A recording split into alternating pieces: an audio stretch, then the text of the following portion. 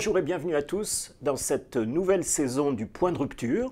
Alors je rappelle, le point de rupture, le point puisque nous avons souhaité faire régulièrement le point de l'actualité des pays de l'Union européenne, de l'Union européenne. Rupture, eh bien, c'est le nom de notre mensuel qui existe depuis une vingtaine d'années maintenant, sous le nom Rupture depuis 3 ans. C'est un mensuel progressiste, radicalement eurocritique, qui chaque mois donc propose des informations, des analyses, des points de vue et des décryptages sur l'actualité des pays européens, sur les rapports de force, sur les développements et bien sûr sur les perspectives et qui alimente ainsi le débat sur les questions européennes. Et précisément dans cette deuxième saison du Point de Rupture, eh bien, nous avons choisi de vous proposer des débats contradictoires, c'est-à-dire des débats entre points de vue différents, voire parfois antagoniques, ce qui permettra aux uns et aux autres, à chacun et à chacune de se faire son opinion sur des questions d'actualité. Et évidemment, en ce moment, un des points forts de l'actualité, c'est le Brexit. Et c'est pour ça qu'aujourd'hui, dans cette première émission de cette nouvelle saison, en quelque sorte, ça va être le sujet du jour. Et pour animer notre débat, c'est Julien Lessort qui prend les manettes. Et oui, le Brexit, car ça y est, c'est parti. Les négociations entre l'UE et le Royaume-Uni pour définir les futurs liens entre l'île et l'Union européenne ont commencé. À Bruxelles, naturellement, non loin du musée des Beaux-Arts. D'où la question, que va-t-il sortir de ce cénacle avant la date butoir de décembre 2020? Un Guernica à la Picasso, un tableau surréaliste à la Magritte avec des bonshommes en chapeau melon hors sol ou un douanier Rousseau coloré et apaisant. Pour en parler, pour décrypter ces enjeux et en débattre, Pierre Lévy, donc directeur de la rédaction de Rupture, et François Poulet-Matisse, qui a passé de longues années à Bruxelles pour France 3. François Poulet-Matisse, qui est aussi l'auteur, avec Nicole Fontaine, l'ancienne présidente du Parlement européen, auteur de Brexit, une chance, avec un point d'interrogation. Repenser l'Europe. Donc François Poulet-Matisse, commençons par vous. Qu'est-ce que vous en pensez de ces débats, de ces négociations telles qu'elles s'ouvrent à Bruxelles autour du Brexit? Est-ce que ça commence bien? Quels sont les enjeux? Je crois qu'il faut comprendre qu'on est au niveau des postures en ce moment. C'est-à-dire qu'on démarre des négociations et en général, quand on démarre des négociations, il faut d'ores et déjà afficher sa position. Très important d'afficher ses positions qui souvent sont des positions maximalistes. Ce qui veut dire qu'il est parfaitement logique que Michel Barnier, au nom de l'Union européenne, ait affiché un mandat de négociation extrêmement exigeant vis-à-vis du Royaume-Uni pour éventuellement imaginer des relations entre le Royaume-Uni et l'Union européenne, des relations qui soient exigeantes. Autrement dit, de dire aux Britanniques, vous nous quittez, mais si vous voulez participer à l'aventure d'un partage commercial, notamment avec nous, partager le grand marché, il va falloir aussi accepter certaines règles et donc vous ne pouvez pas vous libérer de manière aussi facile de ces règles. Et puis côté britannique, même rigueur et même volonté d'aller jusqu'au bout finalement d'une position, et c'est de dire, nous, si nous avons quitté l'Union européenne, ça n'est pas pour respecter des règles de l'Union européenne, c'est pour retrouver une liberté totale de mouvement. Et dès ce moment-là, on a dès maintenant la configuration de la nature du débat tel qu'il va se dérouler. Autrement dit, deux positions qui apparemment semblent vraiment inconciliables. D'une part, se libérer totalement des règles, et de l'autre, côté Union européenne, si vous voulez profiter encore un peu du marché, il va falloir suivre des règles. Alors Pierre Lévy, comment vous analysez ce jeu de rôle, effectivement? Alors bien sûr, ça va être l'objet de notre débat, de savoir si c'est des positions de départ et si elles vont pouvoir évoluer. Moi, j'ai le sentiment qu'il y a une part, sans doute, de position de négociation, mais il y a fondamentalement une part de réalité, de ligne rouge. Peut-être juste avant, faut-il rappeler quand même l'importance de l'événement historique qui s'est déroulé le 31 janvier dernier, où pour la première fois dans l'histoire de l'Union européenne, un pays quittait le groupe. C'est un événement tout à fait considérable qui a totalement déstabilisé les dirigeants européens, tout simplement parce que, on va le voir sans doute dans la suite des débats, un certain nombre d'entre eux craignent tout simplement que le Brexit ne soit pas un échec et que donc ça donne des idées aux autres. Alors plus précisément, je fais cette remarque qui, je crois, importante. On va parler d'économie et les négociations qui s'engagent sont des négociations qui portent sur la phase 2, c'est-à-dire sur l'accord qui va régler l'avenir des deux parties, l'une avec l'autre, et notamment sur les questions de commerce, puisque c'est alors de pêche également, d'énergie, de transport, etc. Mais évidemment, les négociations commerciales sont importantes. Mais ce que je voulais dire d'emblée, c'est que le Brexit, ce n'est pas d'abord une question économique. C'est avant toute chose une question politique. C'est-à-dire, est-ce qu'un peuple, en l'occurrence les Britanniques, peut, doit, a le droit de reprendre en quelque sorte les manettes, c'est-à-dire la liberté de décider, non pas de son destin, mais de son avenir. Et c'est ça, au fond, c'est ça qui est à côté de quoi il ne faut pas passer, c'est l'essentiel. Alors bien entendu, il y a des aspects économiques, tout ça ne se fait pas simplement en claquant des doigts, mais l'essentiel est là. Est-ce qu'on peut reprendre le contrôle, comme le disent les Anglais, reprendre le contrôle de ses frontières, de son économie, de ses lois, de sa jurisprudence?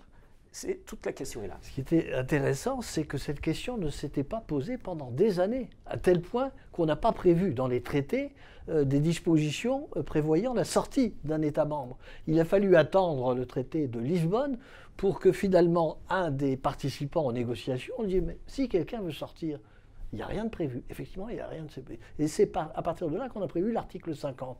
Autrement dit, c'est à partir du début du malaise qu'a pu créer l'Union européenne avec la population européenne, d'une certaine manière, l'incompréhension qui a pu naître entre le peuple, enfin les peuples européens et l'Union européenne, c'est à partir de là que tout d'un coup, on a dit mais pourquoi pas? Après tout, un régime démocratique doit permettre à quelqu'un de partir, de quitter l'ensemble dans lequel il est.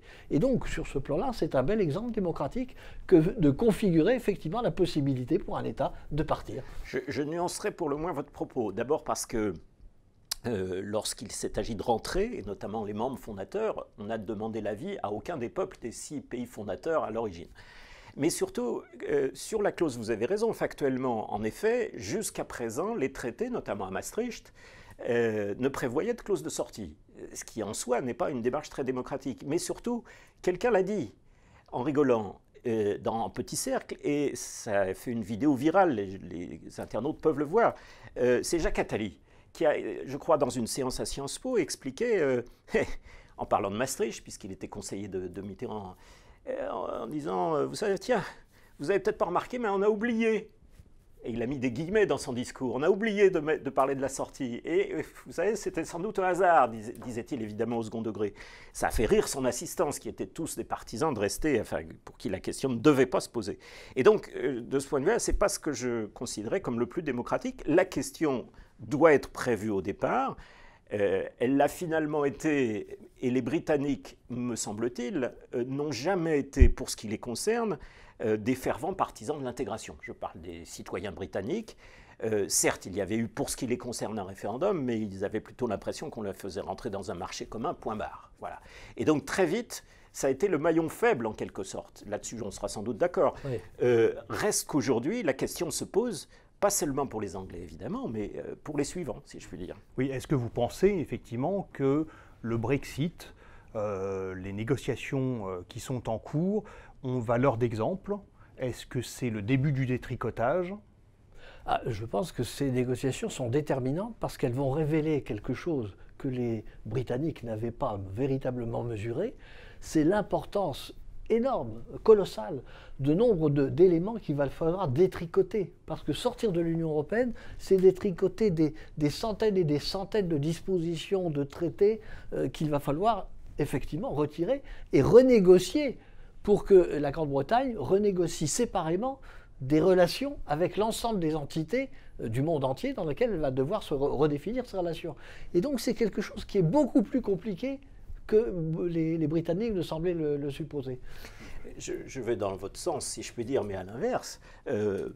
S'il y avait tant de liens, on pourrait dire aussi tant de chaînes, ça peut aussi cristalliser en quelque sorte l'opinion de plus en plus importante que décidément cette Union européenne qu'on nous présentait comme une chance, comme une aventure formidable, représente toujours et de plus en plus des contraintes.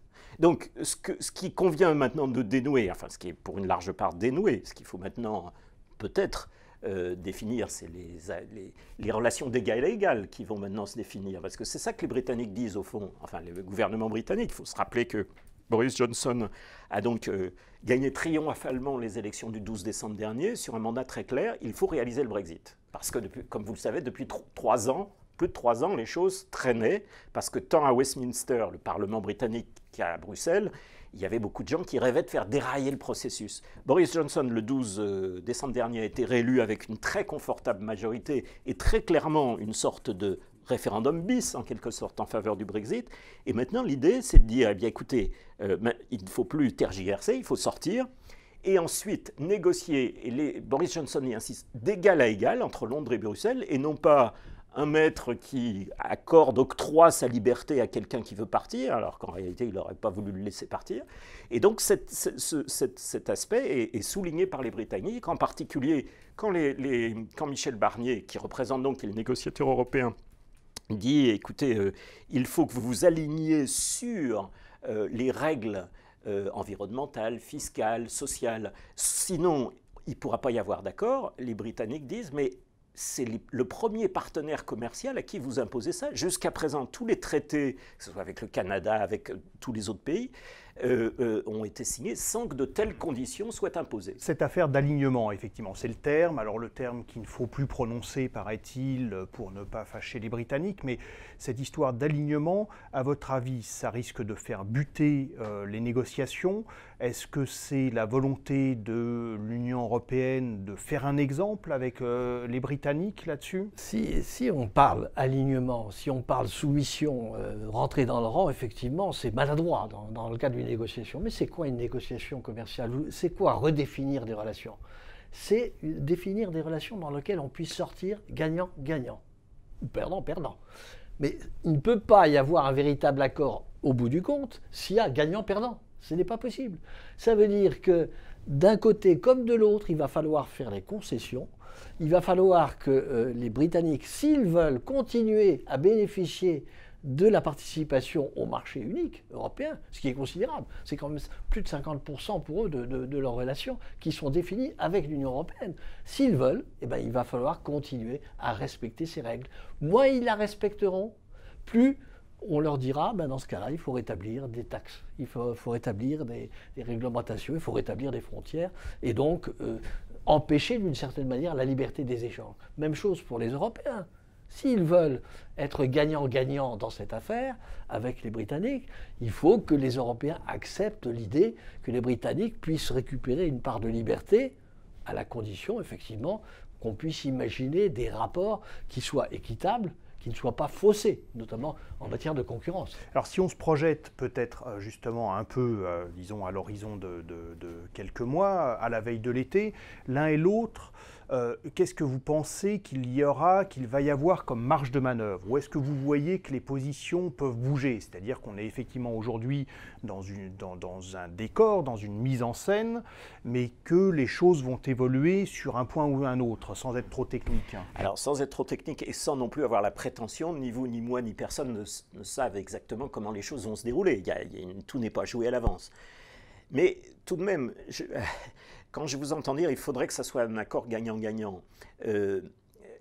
Alors, vous n'êtes pas Michel Barnier, mais si Michel Barnier me disait ça, je rappellerais quand même que pendant 3 ans, et encore le 31 janvier dernier, les dirigeants européens, à commencer, et Michel Barnier lui-même, disant le départ du Royaume-Uni, ça ne peut être que quelque chose de perdant-perdant. C'est-à-dire qu'il y a certes des négociations, mais que ça a été en quelque sorte imposé à l'Union européenne, dont les dirigeants n'ont cessé d'expliquer que c'est la catastrophe.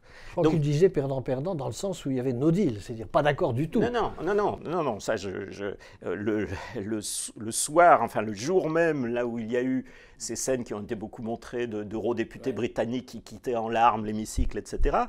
Michel Barnier a pris une tête d'enterrement, alors il n'a pas dû se forcer beaucoup, mais en disant non, tout le monde perd, le Brexit, nos amis britanniques vont nous manquer, car sans eux, etc. Donc, tant mieux si c'est gagnant-gagnant, mais en tout cas, ce n'est pas du tout l'esprit qui animait les 3 ans qui nous ont séparés du point de vue des dirigeants européens. Alors, qu'est-ce qui va se passer? Quels points peuvent faire bouger les choses? Il faut, vous allez les marges de négociation. Me contredire, me compléter, mais disons pour que chacun comprenne bien.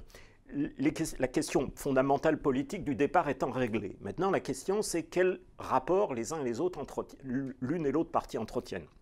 On est voisins, et donc c'est évidemment normal de fixer sur un certain nombre de plans. Et donc, je le disais, notamment sur le plan commercial, c'est-à-dire doit-on... Alors, l'Union européenne dit, on vous fait une offre formidable, une offre qu'on n'a jamais fait à personne, pas de taxes, pas de quotas.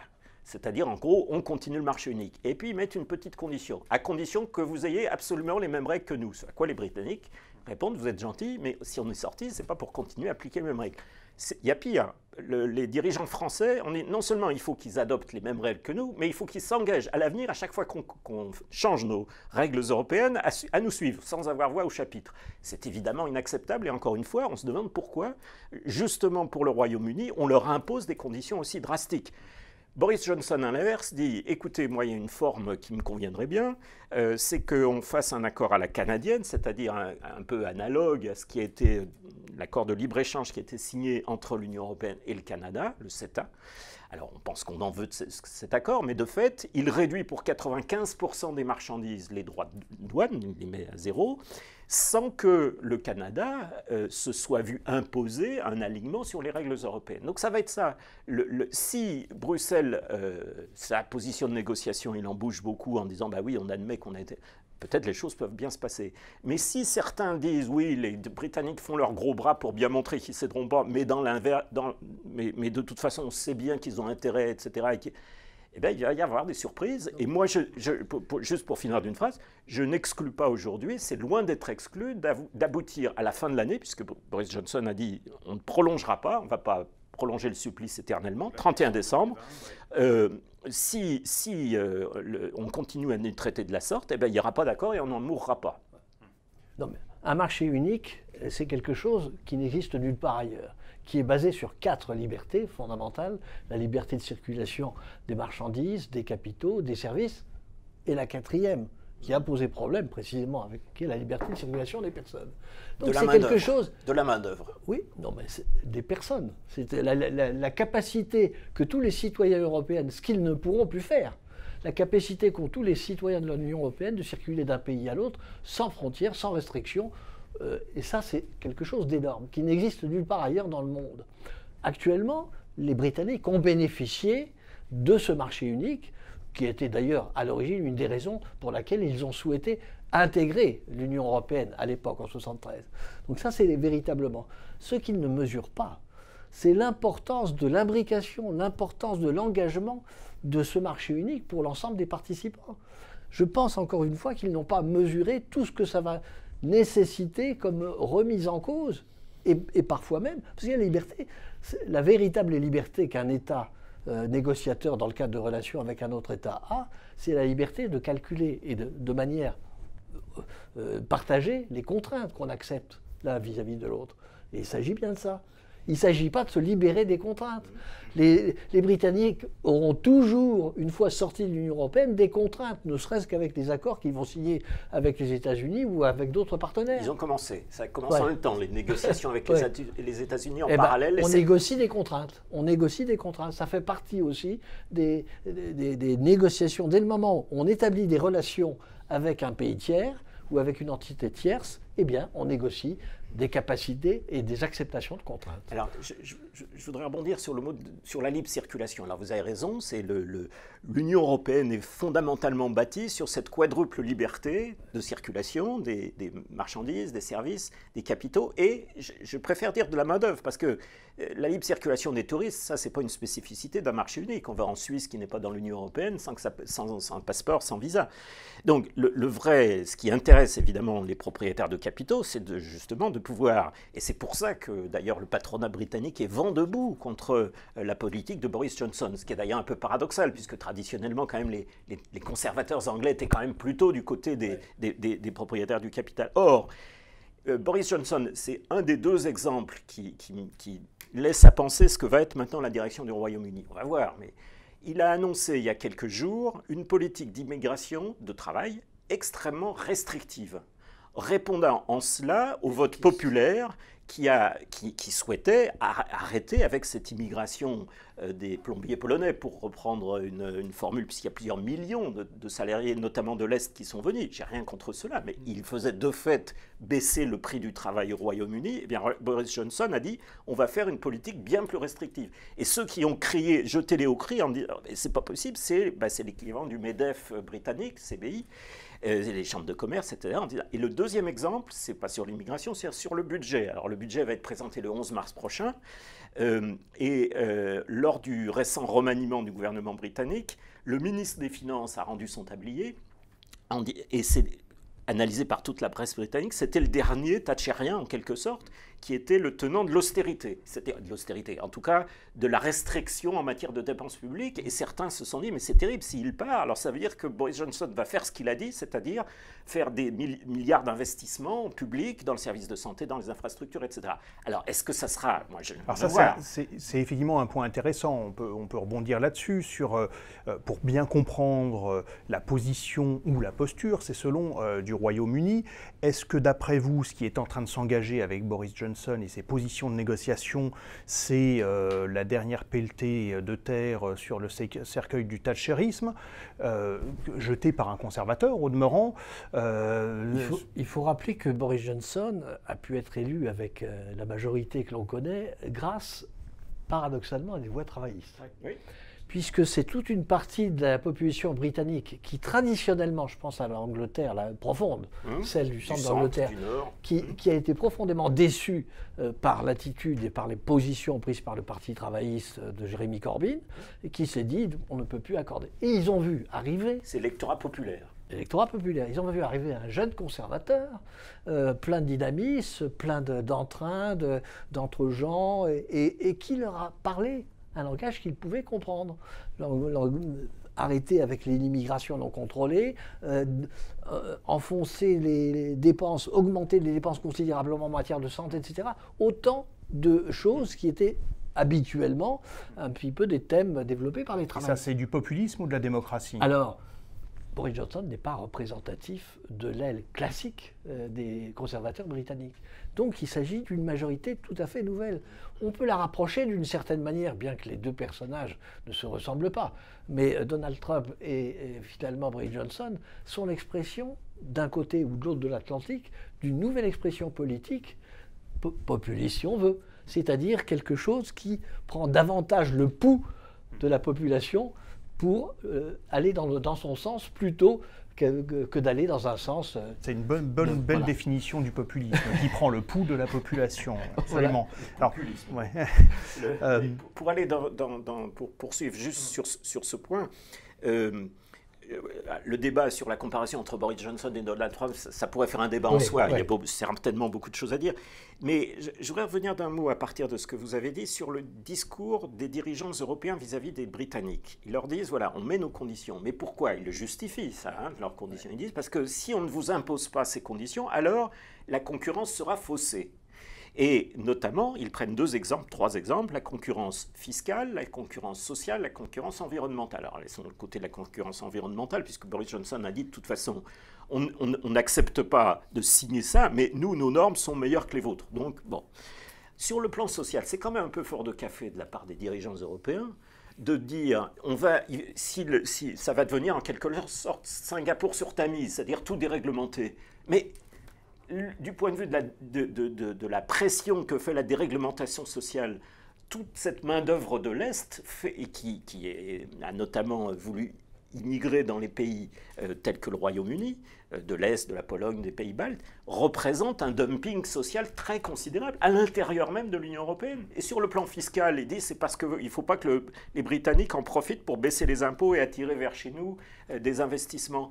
Mais qu'est-ce qui se passe déjà au sein de l'Union européenne, sinon une concurrence fiscale avec l'Irlande, pour ne prendre que cet exemple, il y en a d'autres bien entendu, qui a instauré un taux minimal pour accueillir les grands groupes, notamment américains, pas seulement, et qui concurrence de fait sur le plan fiscal. Donc le prétexte qui est mis en avant par l'Union, par M. Barnier et consorts pour dire on veut vous imposer des contraintes, sinon vous allez à nos portes nous faire concurrence. Mais cette concurrence déloyale, elle existe déjà au sein de l'Union. Pas vraiment, dans la mesure où les personnes qui viennent des pays de l'Est, par exemple, sont obligées de respecter des règles. Il y a des directives européennes très précises, directives des travailleurs détachés, qui fixent des conditions dans lesquelles les travailleurs venus de pays tiers peuvent être embauchés. C'est ce Donc ça existe. En France. Non, mais ça existe. Donc actuellement, il y a une réglementation. Si on sort de cette réglementation, si les Britanniques s'en libèrent totalement, effectivement, ils créent des conditions qui peuvent être des conditions de concurrence. En matière fiscale, c'est la même chose. S'il décidait demain, effectivement, d'avoir une politique de dumping fiscal qui pourrait mettre délibérément en difficulté, effectivement, les rapports. L'Irlande fait 12,5% de taux d'imposition sur les bénéfices. C'est vrai. Un taux abattable, si je puis dire. Le Royaume-Uni, je ne pense pas à l'intention de faire encore en dessous. C'est vrai, mais à condition de ne pas revenir en arrière. L'Irlande, on lui interdit d'une certaine manière de revenir en arrière. On est obligé d'accepter finalement, parce que c'est pour des tas de raisons, une situation un petit peu particulière, comme le Luxembourg. Mais il n'est pas question pour l'Irlande de revenir en arrière, au contraire. Il y a une véritable volonté européenne qui existe de rapprochement sur le plan de politique fiscale. Ça existe. Alors, vous avez évoqué l'Irlande, l'un et l'autre.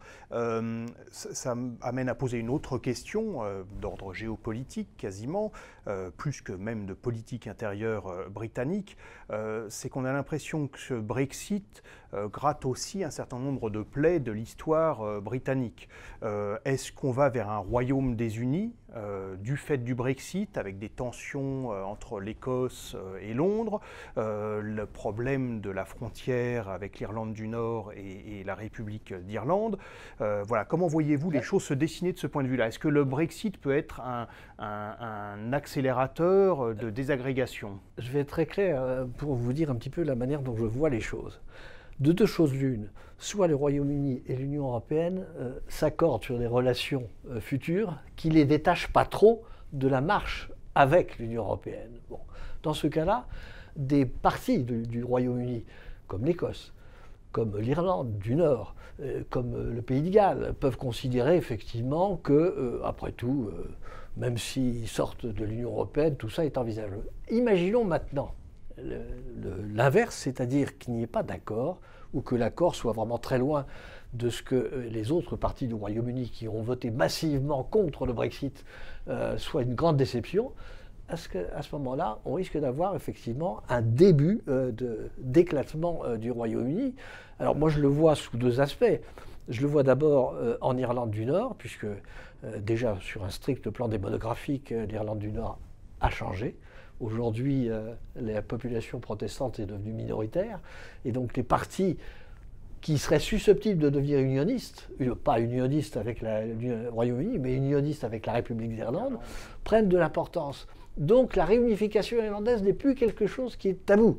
Et dans un deuxième angle, l'Écosse a toujours dit, avec Nicolas Sturgeon, l'actuel Premier ministre, qu'il attendait la première occasion pour montrer que les Britanniques, les Anglais plus exactement, que les Anglais veulent véritablement un Brexit dur, un Brexit dans lequel ils veulent se séparer totalement de l'Union européenne, ce qui pour les Écossais est inacceptable. Donc ce serait une victoire à la Pyrrhus, en quelque sorte, le Brexit. Alors le début de la fin. Ça, c'est ce que souhaitent les nostalgiques du Royaume-Uni au sein de l'Union européenne.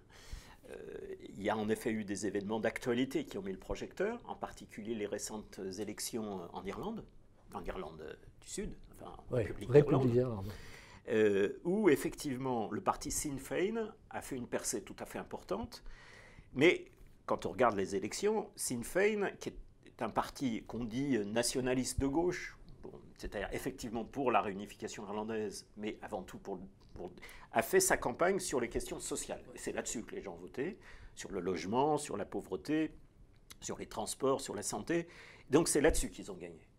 Et spontanément, les gens du Sinn Féin, même s'ils ont ce but à long terme de quitter que l'Irlande du Nord quitte le Royaume-Uni pour réunifier l'île, ils ne se sont pas précipités pour dire ça y est, on a gagné, donc on va réunifier. Ils sont bien plus prudents que cela. En revanche, j'ai noté que dans la presse pro-Union européenne, en Europe et en France en particulier, certains qui avaient vraiment pleuré le Brexit et failli se suicider, se sont dit, je ne sais pas ce qu'ils se sont dit, mais en tout cas, ce qui était écrit, c'est une sorte de...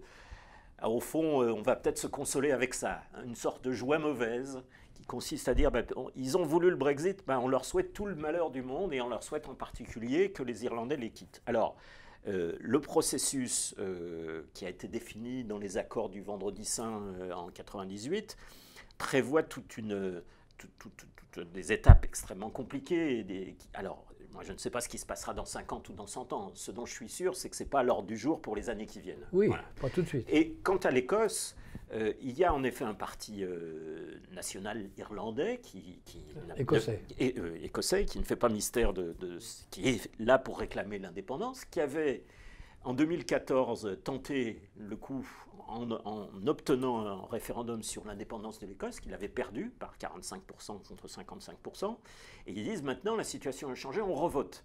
Ben oui, la situation peut toujours changer, mais on ne va pas non plus voter, c'est ce que dit Boris Johnson, il ne va pas voter à chaque fois, tous les ans, pour savoir si les gens n'ont pas changé d'avis. Donc là encore, il y a certes une majorité d'Écossais qui ont voté contre le Brexit, c'est exact. Il y a aussi une large minorité d'Écossais qui ont voté pour, en particulier les pêcheurs. On n'a pas parlé de la pêche, peut-être on en dira un mot, mais qui seraient bien contents que le Royaume-Uni recouvre sa souveraineté sur ces zones de pêche, enfin les pêcheurs écossais et les autres, mais ceux-là en particulier. Et donc, je pense que ceux qui voient alors je ne pense pas que ça soit votre point de vue, mais ceux qui voient dans les 6 mois ou dans les 2 ans qui viennent un Royaume-Uni éclater comme sorte de vengeance divine après le péché qui a consisté à sortir de l'Union européenne, se mettent le doigt dans l'œil, ou plus exactement, prennent leur désir pour des réalités. Mais je suis d'accord pour dire que ça ne va pas être immédiat, mais la tentation va être grande. D'autant plus qu'il y a des étincelles qui s'apprêtent à mettre le feu. Et la première étincelle, c'est la manière dont Boris Johnson a interprété l'accord de sortie avec l'Union européenne concernant l'élaboration de contrôles en mer d'Irlande entre le Royaume-Uni, entre l'Angleterre et l'Irlande du Nord, de contrôles qui seraient à la charge des Britanniques. Bon. Et Boris Johnson a dit, dans le cadre de son mandat de négociation, à ses négociateurs, essayez de me débarrasser de ça, moi je ne veux pas de cette affaire-là. Bon, là, il y a un véritable problème. Parce qu'il y a une frontière terrestre qui restera et qui est toujours là, entre l'Irlande du Nord et la République d'Irlande. Et si là, rien n'est fait pour contrôler un minimum les marchandises qui risquent de transiter par l'Irlande du Nord pour aller vers l'Union européenne, il y a un véritable problème. Mais est-ce qu'il n'y a pas un risque également je pense que les négociateurs de l'Union européenne n'ont pas forcément intérêt à agiter cette menace de l'éclatement britannique, parce qu'il y a de nombreuses choses qui pourraient se passer dans l'Union européenne, dans les pays de l'Union européenne eux-mêmes. Les négociateurs ont vite compris. On pense à l'Espagne, des deux même côtés, pour la France à certaines des deux régions. côtés, les négociateurs ont vite compris qu'il fallait commencer tout de suite, c'est-à-dire depuis hier, avec les sujets qui fâchent. Et notamment, l'un des sujets qui fâchent, c'est la pêche. Parce que le problème de la pêche est très clair. Les Britanniques disent « nous voulons sortir de l'Union européenne, donc nous restaurons notre souveraineté totale sur nos eaux. Voilà. » L'ennui, c'est que 70% des poissons britanniques sont exportés vers l'Union européenne. Donc l'Union européenne tombe très bien. Mais si vous voulez garder vos eaux uniquement pour vos pêcheurs, je ne sais pas si la population britannique sera suffisante pour absorber ce que vous aurez produit. Donc, on se tient par la barbichette. Ça peut donner lieu à une industrialisation, une réindustrialisation du Royaume-Uni en matière de transformation des produits de la pêche. Oui. Puisque aujourd'hui, beaucoup sont en effet transformés sur le continent. Voilà, c'est ça. Regardons justement les conséquences sur la géopolitique interne à l'Union européenne également. Puisque naturellement, ça fait bouger les forces entre la France, l'Allemagne, l'Italie, les pays fondateurs, les pays d'Europe centrale et orientale. Comment vous voyez les choses se dessiner? Est-ce qu'il va y avoir un axe franco-allemand encore plus fort? Est-ce que, au contraire, la compétition plus ou moins forte, plus ou moins exprimée entre ces deux grands pays va surgir de manière plus claire encore? Comment voyez-vous les choses bouger avec l'absence du Royaume-Uni, qui était souvent une manière de faire monter les enchères entre la France, l'Allemagne, le Royaume-Uni, l'Italie, etc. Comment ça va se passer? Comment voyez les choses? Actuellement, il y a une très grande faiblesse politiquement de l'Europe. L'Allemagne, on voit ce qui se passe. La chancelière Merkel gère les affaires courantes d'une certaine manière. En Italie, le gouvernement est fragile à la suite de l'expérience qu'elle a conduite avec notamment Matteo Salvini. C'est pas évident. Beaucoup de pouvoirs sont directement en question. Et même Emmanuel Macron, qui à un moment donné avait de grandes ambitions sur le plan européen pour relancer véritablement une Europe politique, finalement a trouvé peu d'écho, y compris en Allemagne. Et donc, dans cette espèce de marasme politique européen, il y a une chose qui est quand même assez étonnante. C'est que les 27 pays membres se sont rendus compte qu'il fallait tenir bon au moins sur les négociations avec les Anglais. Au moins là-dessus, il fallait qu'on reste unis. Et ça, c'est un peu à la fois le génie, mais aussi le sens de l'opportunité de Michel Barnier, qui s'est dit, pour pouvoir réussir ça, il faut partir de 2 conditions. Une première condition, une transparence totale dans le cadre des négociations, pour à tout moment expliquer aux gens ce que l'on fait, où on en est. Deuxième condition, ne jamais vouloir se venger vis-à-vis des Anglais. Le montrer. Ce qui est le cas. Ce qui est le cas. C'est là où Emmanuel Macron, bien sûr, peut dire d'un côté, lorsqu'il est dans une réunion à Munich, qu'il souhaiterait finalement que ça soit un échec, cette histoire de Brexit. Mais Michel Barnier, non. Fondamentalement, je pense qu'il... On y revient dans 2 secondes. Simplement, je suis d'accord sur la première partie de ce que vous avez dit, moins sur la deuxième. Je souscris. Alors, notre journal est un journal radicalement eurocritique, donc évidemment, il souhaite que les pays reprennent leur liberté. Je ne voudrais cependant pas prendre mes désirs pour des réalités et décrire une situation qui n'est pas aussi avancée que je ne le souhaiterais. Il n'en reste pas moins que là où votre constat est tout à fait réel, c'est-à-dire que les tensions au sein, indépendamment du Brexit, les tensions au sein même de l'Union européenne sont plus fortes qu'elles n'ont jamais été.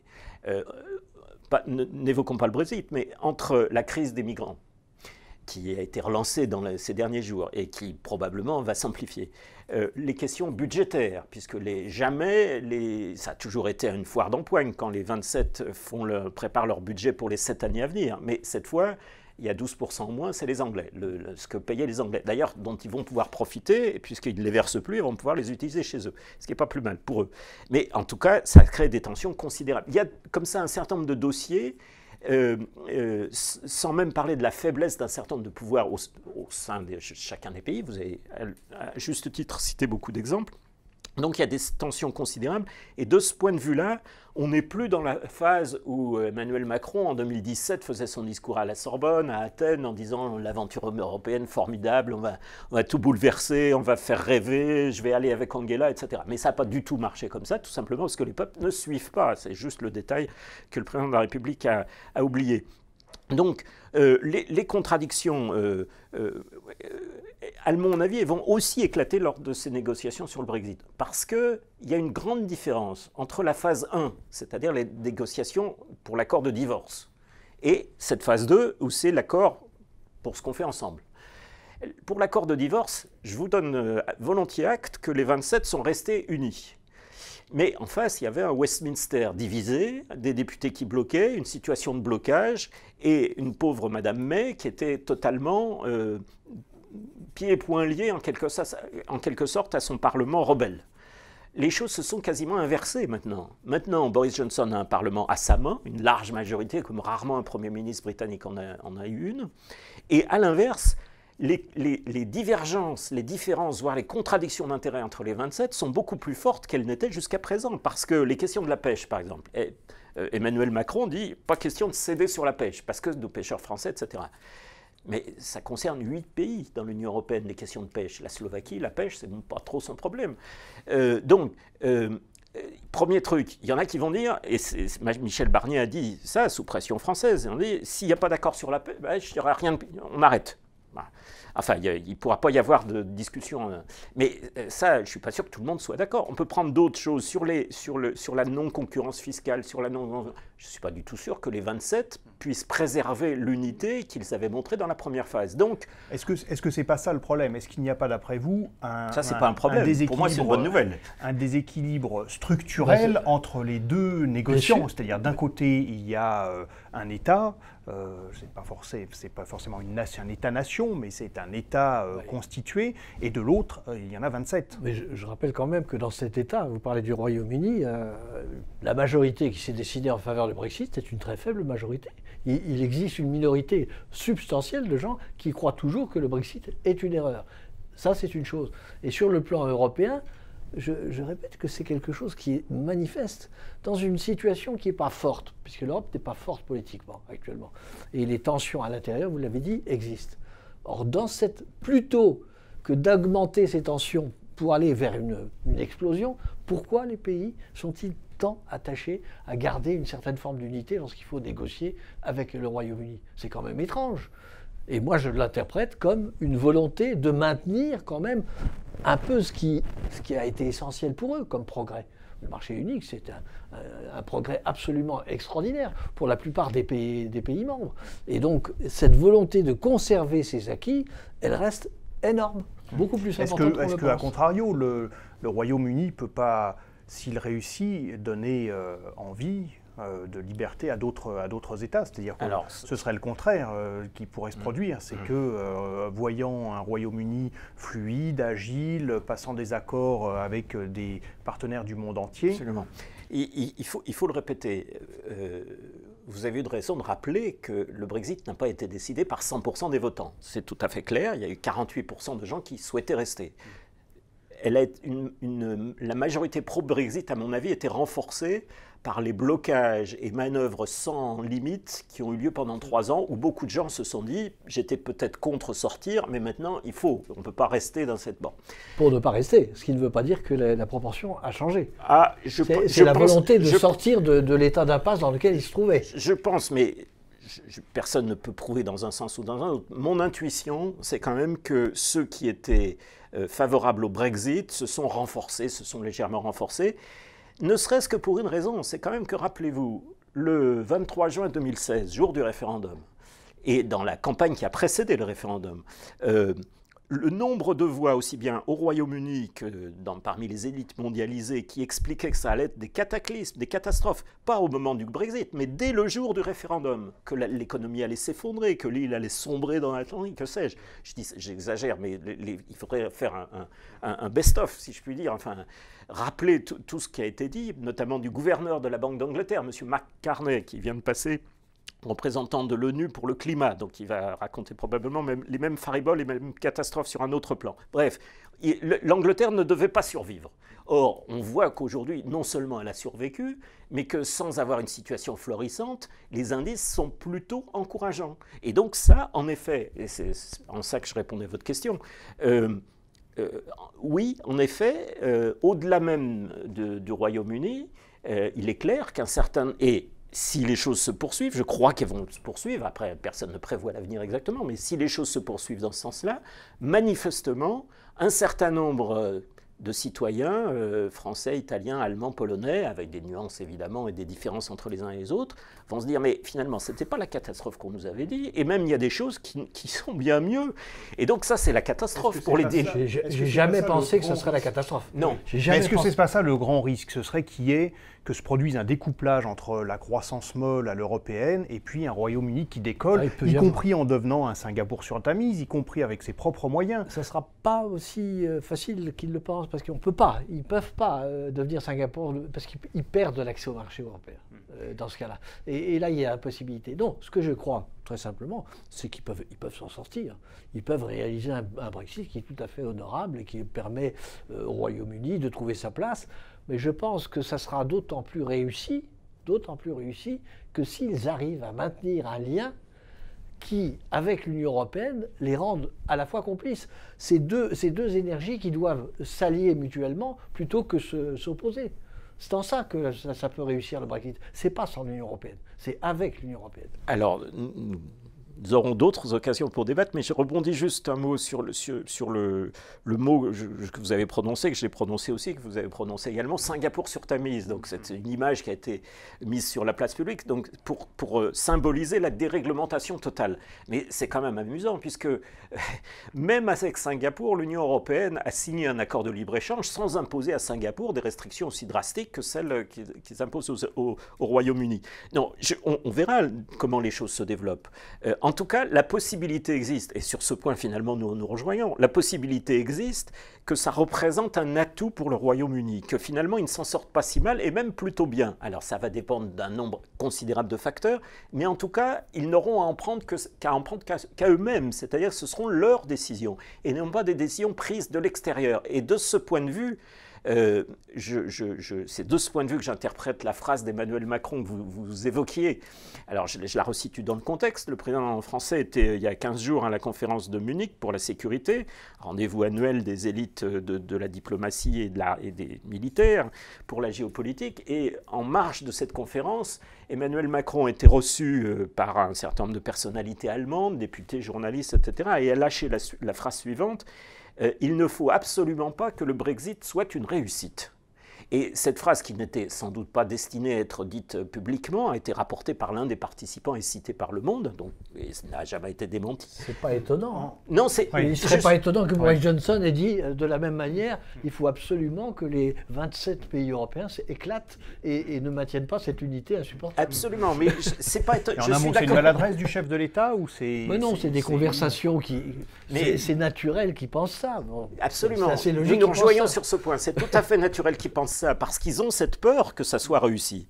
Mais il faut que les gens, tous les gens qui nous écoutent, tout le monde soit conscient. Donc ils nous ont expliqué, alors ils nous expliquent que les négociations c'est pour avoir un accord gagnant-gagnant, etc. Mais quand ils se croient un peu moins écoutés, ils disent il ne faut pas que ça réussisse. Il ne faut pas que ça réussisse pour une raison simple, c'est que si ça réussit, on est fichu. L'Union européenne est fichue.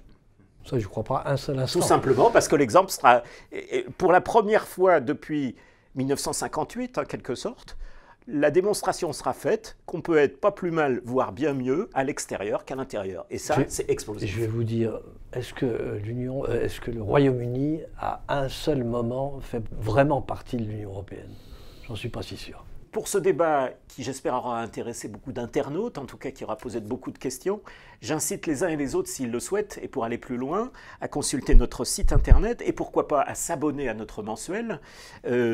Pour information, le numéro qui est sorti il y a quelques jours, fin février, traite évidemment des questions du Brexit, fait le point et informe sur l'état des négociations, fait également le point et propose une analyse sur les blocages et les frictions qui existent en matière budgétaire, puisque le budget pluriannuel est en train d'être négocié dans une sorte de foire d'empoigne entre les 27. L'éditorial porte sur les doutes existentiels et les angoisses existentielles des Occidentaux face à la montée de puissances émergentes suite à la conférence de Munich, la conférence sur la sécurité de Munich qui a eu lieu il y a une quinzaine de jours. Enfin, une page est consacrée aux enjeux géopolitiques de l'Est méditerranéen, y compris en notant le rôle du gaz et des gazoducs dans les enjeux géopolitiques. Enfin, on informe également sur les élections qui se sont tenues récemment en République d'Irlande. Merci à tous. Rendez-vous avec la lecture de notre journal si vous le voulez bien et pour le prochain débat pour lequel nous souhaitons vous retrouver au plus tôt. Merci à tous deux.